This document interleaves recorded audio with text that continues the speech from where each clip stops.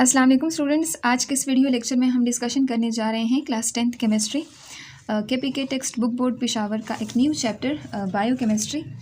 कुछ स्टूडेंट की तरफ से बार बार ये रिक्वेस्ट आ रही थी कि बायो केमिस्ट्री के ऊपर जिनके टॉपिक्स इनके ऊपर भी लेक्चर्स अपलोड कर दी जाएँ।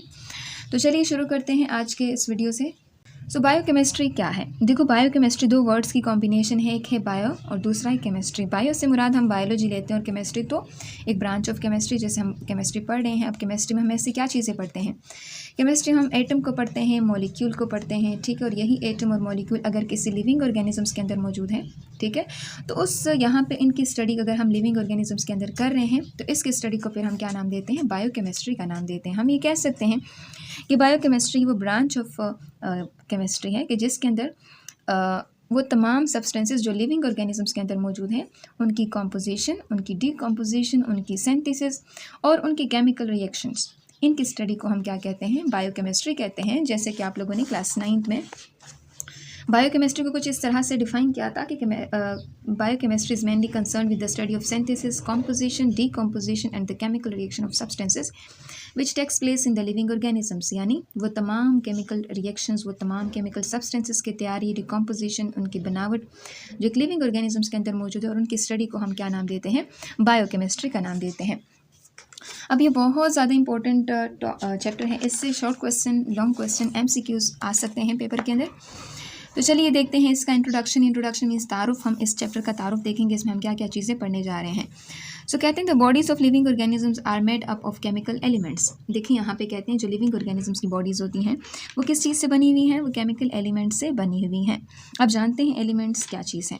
आप लोगों ने क्लास 9th में एलिमेंट्स को कुछ इस तरह से डिफाइन किया था कि एलिमेंट्स जो है ये प्योर सब्सटेंसेस हैं, खालिस चीज़ें हैं, which can not be split up into simpler substances, जिसको हम फर्दर सिंप्लीफाई नहीं कर सकते किसी भी फिजिकल और केमिकल प्रोसेसेस के ज़रिए। हाँ, ये हमने देखा था कि ये जो एलिमेंट्स हैं ये किस चीज़ से बने हैं? ये एटम से बने हैं। और ये एलिमेंट्स होते हैं किसी भी, ये जो एटम्स होते हैं किसी भी एलिमेंट के फंडामेंटल यूनिट्स होते हैं, फंडामेंटल पार्ट्स होते हैं, ठीक है। जैसे कहते हैं fundamental unit of element is called atom.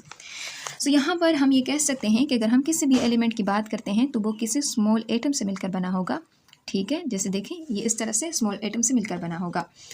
अब कहते हैं मोस्ट कॉमन एलिमेंट जो लिविंग ऑर्गेनिजम्स के अंदर मौजूद हैं, जिसमें कार्बन है, hydrogen, nitrogen, oxygen, phosphorus and sulphur, ये लिविंग ऑर्गेनिजम्स के अंदर ये एलिमेंट्स मौजूद हैं। तो इसी वजह से इसको हम बायो एलिमेंट्स भी कहते हैं, क्योंकि ये लिविंग ऑर्गेनिजम्स के अंदर मौजूद है। तो ऐसे एलिमेंट्स जो लिविंग ऑर्गेनिजम्स के अंदर मौजूद होते हैं उसको हम बायो एलिमेंट्स का नाम देते हैं। तो ये आपसे शॉर्ट क्वेश्चन में पूछा जा सकता है कि बायो एलिमेंट्स क्या है, बायो मॉलिक्यूल्स क्या है और बायोकेमिस्ट्री क्या है। तो इसके बीच में आपसे डिफरेंस पूछा जा सकता है, तो आप यहाँ पे बायो एलिमेंट्स इस तरह से एक्सप्लेन कर सकते हैं। अब आगे कहते हैं कि the chemical analysis of protoplasm shows that it is composed of 2 types of compounds. कहते हैं अगर हम प्रोटोप्लाज्म की एनालिसिस करते हैं, प्रोटोप्लाज्म को देखते हैं, तो वो उनके जो प्रोटोप्लाज्म होते हैं वो 2 टाइप्स ऑफ कंपाउंड से मिलकर बने होते हैं। देखें, एक होते हैं ऑर्गेनिक कंपाउंड्स, दूसरे होते हैं इनऑर्गेनिक कंपाउंड्स। प्रोटोप्लाज्म क्या है? आप जानते हैं जितने भी लिविंग ऑर्गेनिजम्स हैं ना वो सेल से बने हैं। सेल उनका स्ट्रक्चरल और फंक्शनल यूनिट है। सेल के अंदर क्या होता है? प्रोटोप्लाज्म, जो कि लिविंग कंपोनेंट होता है सेल का। जब ये लिविंग कंपोनेंट की कंपोजिशन देखते हैं कि वो किस चीज़ से बना है, तो वो 2 तरह की चीज़ों से बना है, एक ऑर्गेनिक और दूसरे इनऑर्गेनिक कंपाउंड्स। यानी कंपाउंड वो सब्सटेंस जिसमें 2 या 2 से ज़्यादा डिफरेंट एलिमेंट जब एक खास रेशो के साथ कंबाइन होते हैं तो उसको हम कंपाउंड्स कहते हैं। कंपाउंड आपके पास 2 तरह की यहाँ पे एक्सप्लेन की हुई। ऑर्गेनिक कंपाउंड, ये वो कंपाउंड्स के जिनके अंदर मेन जो एलिमेंट होगा वो कार्बन होगा। कार्बन के साथ और भी एलिमेंट्स हो सकते हैं, लेकिन इसमें जो मेन कार्बन जो ज़रूरी एलिमेंट है वो कौन सा? इसमें कार्बन का होना ज़रूरी है। इसी तरह इनऑर्गेनिक कंपाउंड, इसमें कार्बन के अलावा सारे एलिमेंट्स मौजूद होते हैं, तो ऐसे कंपाउंड को हम इनऑर्गेनिक कंपाउंड कहते हैं, सिवाय carbon dioxide, carbon monoxide, carbonates के अलावा। ये जो कि इनऑर्गेनिक है, बाकी जितने भी होंगे उसमें आपको कार्बन देखने को नहीं मिलेगा। सो ऐसे सब्सटेंसेस को फिर हम इनऑर्गेनिक कंपाउंड का नाम देते हैं। अब कहते हैं the compounds are present in some different proportion. ये जो कंपाउंड्स होते हैं ये डिफरेंट रेशोज़ में, डिफरेंट क्वांटिटीज़ में मौजूद होते हैं किसी भी लिविंग ऑर्गेनिजम्स के अंदर। इसी तरह कहते हैं in different organism, even in different types of cell of same organism. देखो, आपके पास डिफरेंट तरह के ऑर्गेनिजम्स हैं, जैसे कि आप एक जानवर, गाय भैंस को ले लें, बकरी को ले लें, इस तरह एक इंसान को ले लें, बिल्ली को ले लें, तो इसमें इस तरह के एलिमेंट्स की तादाद आपको मुख्तलिफ हो सकती है। लेकिन यही एलिमेंट अगर किसी सेम ऑर्गेनिजम्स में हम देखेंगे ना, जैसे हम ह्यूमन की बात करते हैं, तो ह्यूमन के अंदर बहुत सारे सेल्स हैं। कुछ सेल्स बोन्स बनाते हैं, कुछ सेल्स हमारे ब्रेन बनाते हैं, कुछ सेल्स जो होते हैं वो हमारे कार्टिलेज को बनाते हैं, कुछ सेल्स हमारे स्किन को बनाते हैं। तो ये जो सेल्स होते हैं, ये जो आप देखते हैं ना, ये इन सेल्स में भी आपको मुख्तलिफ सेल्स आपको मैंने बताए हैं, इनके अंदर भी इन एलिमेंट्स की कॉम्पोजिशन मुख्तलिफ होती नज़र आ सकती है आपको। और ये जो ऑर्गेनिक कंपाउंड्स होते हैं, इसके अंदर मेनली क्या क्या चीज़ें होती हैं, इसमें कार्बोहाइड्रेट्स हो सकते हैं, प्रोटीन्स हो सकते हैं, लिपिड्स हो सकते हैं, न्यूक्लिक एसिड हो सकते हैं और वाइटामिन हो सकते हैं। अब जानते हैं कि हमने कहा लिविंग ऑर्गेनिजम्स के अंदर ऑर्गेनिक कंपाउंड मौजूद होते हैं। ऑर्गेनिक कंपाउंड में कौन कौन से स्पेसिफिकली मौजूद होते हैं? Carbohydrates, proteins, lipids, nucleic acid और वाइटामिन्स। चूँकि ये बड़े मॉलिक्यूल्स होते हैं और ये मॉलिक्यूल्स फिर इनको हम नाम देते हैं बायोलॉजिकल मॉलिक्यूल्स। ऐसे मॉलिक्यूल जो किसी लिविंग ऑर्गेनिजम्स के अंदर मौजूद होते हैं, तो ऐसे ऑर्गेनिजम्स को, ऐसे मॉलिक्यूल्स को हम क्या नाम देते हैं? बायोलॉजिकल मॉलिक्यूल्स का नाम देते हैं। अब कहते हैं बायोकेमिस्ट्री अब क्या है। देखो, बायोकेमिस्ट्री आपको मैंने पहले भी डिफाइन करके दे दिया कि biochemistry is the study of organic compounds and the reaction that occur in the living organisms. यानी ऑर्गेनिक कंपाउंड्स और उनके जो रिएक्शंस हैं जो कि लिविंग ऑर्गेनिजम्स के अंदर हो रहे हैं, उनकी स्टडी को हम क्या नाम देते हैं? बायोकेमिस्ट्री का नाम देते हैं। अब कहते हैं by using chemical knowledge and techniques biochemist understand and solve the biological problems. देखो, अगर किसी भी इंसान के पास, जैसे हम इंसान हैं, हमारे पास कोई इन्फॉर्मेशन हो किस चीज़ के बारे में, लिविंग ऑर्गेनिजम्स के जो मुख्तलिफ उनकी जो केमिस्ट्री है, उनकी केमिकल नॉलेज हो, हमारे पास वेरियस टेक्निक्स का हमें पता हो, तो एज ए बायोकेमिस्ट हम क्या कर सकते हैं? हम समझ सकते हैं और बहुत सारी प्रॉब्लम्स का हल भी तलाश कर सकते हैं। जैसे कि कोई डीएनए लेवल पे कोई प्रॉब्लम आ चुका है, कोई प्रोटीन गलत बन रहा है, हमारे सेल्स जो हैं वो गलत तरीके से ग्रो कर रहे हैं, तो हम क्या कर सकते हैं? हम मॉलिक्यूलर लेवल पे जाके इसका हल तलाश कर सकते हैं। यानी हम इसको कम से कम डायग्नोज कर सकते हैं। हम ये पूछ सकते हैं ये मसला क्यों पेश आ रहा है, अगर हमें केमिकल नॉलेज और टेक्निक्स का पता हो कि बायोकेमिस्ट्री में हमने किस तरह की टेक्निक का इस्तेमाल करना है। सो कहते हैं बायोकेमिस्ट्री मेनली उसका फोकस किसके ऊपर है? मॉलिक्यूलर लेवल के ऊपर उनका फोकस होता है। मॉलिक्यूलर लेवल के ऊपर चीज़ों को बेहतर तरीके से स्टडी कर सकते हैं अगर हम बायोकेमिस्ट्री को देखते हैं। सो बायोकेमिस्ट्री में हम ये देखते हैं, बायोकेमिस्ट्री यानी वो तमाम मॉलिक्यूल्स, वो तमाम कंपाउंड जो लिविंग ऑर्गेनिजम्स के अंदर मौजूद हैं और मॉलिक्यूलर लेवल के ऊपर हम स्टडी कर रहे हैं, तो उस तरह ब्रांच ऑफ केमिस्ट्री को फिर हम बायोकेमिस्ट्री कहते हैं। अब कहते हैं the study of this unit will enable you to recognise and know the structure, sources and importance of these biological molecules. अब देखें, आप क्या करते हैं कि आप अगर जब ये चैप्टर आप ख़त्म कर लेंगे तो आप रिकॉग्नाइज़ कर लेंगे, पहचान लेंगे स्ट्रक्चर, उनके सोर्सेज, किन ज़राइयों से हम उसको हासिल करते हैं, उसकी अहमियत किसकी? बायोलॉजिकल मॉलिक्यूल की। बायोलॉजिकल मॉलिक्यूल की पहचान आप कर पाओगे। दूसरा, आप उसके स्ट्रक्चर का पता लगा सकोगे। तीसरा, ये कहाँ से इसको हम हासिल कर सकते हो। और चौथा, इसकी इंपॉर्टेंस क्या है हमारे लिए। तो ये सारी चीज़ें इस चैप्टर को पढ़ने के बाद आप इस काबिल हो जाएंगे। अब यहाँ पर इन्होंने रियल वर्ल्ड लिंक आपको दिया हुआ है। कहते हैं लार्ज बायोलॉजिकल मॉलिक्यूल्स होते हैं, वेराइटी ऑफ फंक्शंस जो होते हैं लिविंग ऑर्गेनिजम्स के अंदर परफॉर्म करते हैं। जैसे कि हमने कहा कि बायो मॉलिक्यूल्स कौन से हैं? कार्बोहाइड्रेट्स हैं, प्रोटीन्स हैं, लिपिड्स हैं, न्यूक्लिक एसिड हैं, वाइटामिन हैं। तो इसके फंक्शन अब हम देखते हैं। ये शॉर्ट क्वेश्चन में आपसे पूछा जा सकता है कि बायो मॉलिक्यूल्स के फंक्शन क्या है, तो आप इस तरह से ये बता सकते हैं कि सबसे पहले कार्बोहाइड्रेट की बात करते हैं। कार्बोहाइड्रेट को एज ए फ्यूल यूज़ किया जा सकता है, एज एनर्जी सोर्स इसको यूज़ किया जा सकता है। जैसे आप बहुत सारा काम कर लेते हैं, बहुत काम करके थक जाते हैं, फिर आप जब एनर्जी लेते हैं, आप थोड़ी सी जूसेस पी लेते हैं, चाय पी लेते हैं, तो आपका एनर्जी रिस्टोर हो जाती है, आप फिर दोबारा काम करने लग पड़ते हैं। तो उसका मतलब वो चीनी है या जो आप ले रहे हो, जूस ले रहे हो, उसके अंदर कार्बोहाइड्रेट्स हैं, वो आपको क्विक एनर्जी प्रोवाइड करके दे देता है, जिसकी वजह से आप दोबारा काम करने के काबिल हो जाते हैं।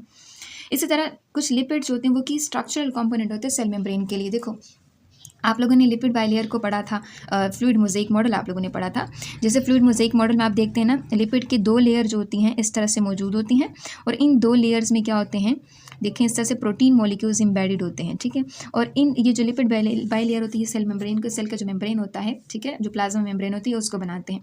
तो ये लिपिड है, असल में ये स्ट्रक्चर बनाते हैं सेल मेम्ब्रेन का, ठीक है। इसके अंदर प्रोटीन्स भी इस तरह से मौजूद होते हैं, ठीक है। आपको याद होगा इस तरह का स्ट्रक्चर आप लोगों ने देखा होगा। तो इसके अंदर क्या होते हैं, प्रोटीन्स भी मौजूद होते हैं, लेकिन मेनली कॉम्पोनेंट इसमें क्या होता है, 60 to 80% इसमें क्या होते हैं, लिपिड होता है, ठीक है। किस चीज़ के अंदर? सेल मेम्ब्रेन के अंदर। सो ये क्या है, ये हमारे सेल मेम्ब्रेन का कंपोनेंट है। इसी तरह कहते हैं प्रोटीन की अगर हम बात करें तो ये भी स्ट्रक्चरल सपोर्ट प्रोवाइड करता है। आप जानते हैं कि हमारे बोन्स, हमारे कार्टिलेज, हमारे स्किन सेल्स, उसमें क्या होते हैं, प्रोटीन्स मौजूद होती हैं। हमारे जो मसल्स हैं, हमारे जो गोश्त है ना एक तरह से, उसके अंदर भी प्रोटीन्स मौजूद होते हैं, ठीक है। इसी तरह प्रोटीन्स में कौन कौन से, कोलेजन है, ठीक है। इसी तरह कनेक्टिव टिश्यूज़ में आप लोगों ने कोलेजन फाइबर्स को भी डिस्कस किया होगा क्लास 9th में बायोलॉजी में, जब टाइप्स ऑफ टिश्यूज़ आप पढ़ रहे थे। उस तरह से आप लोगों ने एक्टिन मायोसिन का नाम सुना होगा। एक्टिन मायोसिन जो होते हैं जो कॉन्ट्रैक्शन होती है मसल कॉन्ट्रैक्शन में उसमें हेल्पफुल होते हैं, ठीक है। इस तरह catalyse metabolic reaction, catalyse metabolic reaction का क्या मतलब है? देखो, हमारे जिस्म के अंदर जितने भी केमिकल रिएक्शन परफॉर्म हो रहे हैं उनको इकट्ठे कंबाइन फॉर्म में इसको एक नाम देते हैं मेटाबॉलिक रिएक्शन। तो वो तमाम रिएक्शंस जो होते हैं उसको परफॉर्म करने के लिए भी ये खुद से परफॉर्म नहीं होते, उसको एक धक्का देना पड़ता है, उसको स्पीड अप करना पड़ता है। तो स्पीड अप करने के लिए एक स्पेशलाइज प्रोटीन हमारी बॉडी के अंदर मौजूद होती है जिसको हम इंजाइम्स का नाम देते हैं। आप लोग जब इंजाइम्स का चैप्टर पढ़ रहे तो उसमें भी आप लोगों ने देखा था कि इंजाइम्स बायोलॉजिकल मॉलिक्यूल्स होते हैं और ये क्या करते हैं, किसी भी केमिकल रिएक्शन को स्पीड अप कर सकते हैं, कैटालाइज कर सकते हैं, तो उसको तेज़ कर सकते हैं। इस तरह न्यूक्लिक एसिड की बात करते हैं। न्यूक्लिक एसिड क्या है? न्यूक्लिक एसिड एक बायोलॉजिकल मॉलिक्यूल है। इसकी दो टाइप्स है हमारे पास, एक होता है डीएनए और दूसरा होता है आरएनए, ठीक है। डीऑक्सी राइबो न्यूक्लिक एसिड और ये राइबो न्यूक्लिक एसिड, ये दो न्यूक्लिक एसिड के टाइप्स हैं। और ये क्या करते हैं, ये डीएनए के अंदर हेरिडिटी मटेरियल स्टोर होता है। हमारा जो डीएनए होता है उसके अंदर हमारी लाइफ की सारी इन्फॉर्मेशन स्टोर है। हमारी स्किन का कलर क्या होना चाहिए, हमारी आई कलर, हमारी हाइट, हमारे बालों का कलर, एवरीथिंग यहाँ पे मौजूद होती है। इसके बारे में इंफॉर्मेशन हेरिडिटी जो मटेरियल होता है डीएनए उसके अंदर मौजूद होता है। अब हमें क्या करना है, एक प्रोटीन बनाना है, कोई सेल ने कोई फंक्शन परफॉर्म करना है। तो ये क्या करेगा, डीएनए एक मैसेज भेजेगा इस आरएनए के जरिए जिसको हम मैसेंजर आरएनए कहते हैं। तो ये मैसेंजर आरएनए क्या करता है, मैसेंजर राइबोन्यूक्लिक एसिड ये क्या करता है, राइबोसोम्स आप लोगों ने नाम सुना होगा। तो ये राइबोसोम के पास एक मैसेज लेकर जाता है कि वो इस तरह का प्रोटीन तैयार कर लें। तो यानी असल में राइबोन्यूक्लिक एसिड भी ज़रूरी है और डीएनए जो होता है डीऑक्सी राइबोन्यूक्लिक एसिड ये भी हमारे लिए ज़रूरी है। तो ये क्या करता है, डीएनए हेरिडिटी इन्फॉर्मेशन को एक जनरेशन से दूसरे जनरेशन में ट्रांसफ़र करता है। तो हमने क्या देखा, हमने सबसे पहले बायोकेमिस्ट्री को देखा कि बायो एलिमेंट्स को देखा कि कुछ एलिमेंट्स वो एलिमेंट स्पेसिफिकली जो लिविंग ऑर्गेनिजम्स के अंदर मौजूद होते हैं उसको हम बायो एलिमेंट कहते हैं।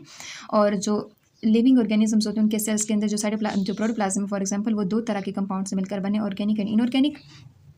वो ऑर्गेनिक कंपाउंड जो लिविंग ऑर्गेनिजम्स के अंदर मौजूद है, वो मॉलिक्यूल्स बायो मॉलिक्यूल्स जो लिविंग ऑर्गेनिजम्स के अंदर मौजूद होते हैं उसको बायोलॉजिकल मॉलिक्यूल, और वो कौन कौन से हैं, कार्बोहाइड्रेट्स हैं, प्रोटीन्स, लिपिड, न्यूक्लिक एसिड और वाइटामिन्स। बायोकेमिस्ट्री के अंदर हम ऑर्गेनिक कंपाउंड्स उनके रिएक्शन जो कि लिविंग ऑर्गेनिजम्स के अंदर परफॉर्म हो रहे हैं उनकी स्टडी को बायोकेमिस्ट्री कहते हैं। और इसी तरह से रियल वर्ल्ड एप्लीकेशन हमने इसकी देखी कि बायोकेमिस्ट्री को हम कहाँ कहाँ पर इस्तेमाल कर सकते हैं। सो नेक्स्ट वीडियो में हम इंशाल्लाह कार्बोहाइड्रेट्स को देखेंगे।